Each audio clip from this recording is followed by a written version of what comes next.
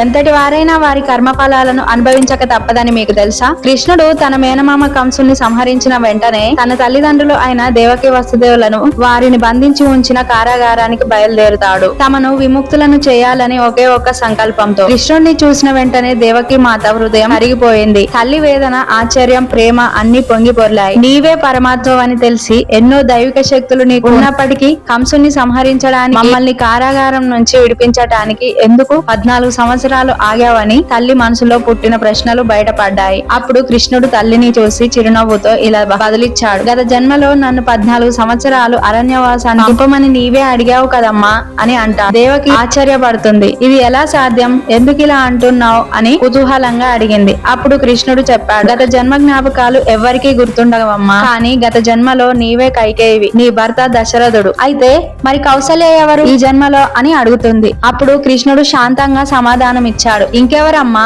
యశోదామాత. గత జన్మలో 14 సంవత్సరాలు తల్లి ప్రేమకు ఆమెను దూరం చేశావు కదా, ఆ ప్రేమను ఈ జన్మలో సంపూర్ణంగా పొందగలిగింది. ఇదే కర్మ సిద్ధాంతం. ఎంతటి వారైనా కర్మఫలాలను అనుభవించక తప్పదు. భగవద్ భక్తులైన అవతార పురుషులైన వాటి నుంచి తప్పించుకోలేరు. ఫ్రెండ్స్, వీడియో నచ్చితే లైక్ చేసి సబ్స్క్రైబ్ చేసుకోండి. జై శ్రీకృష్ణ అని కామెంట్ చేయండి.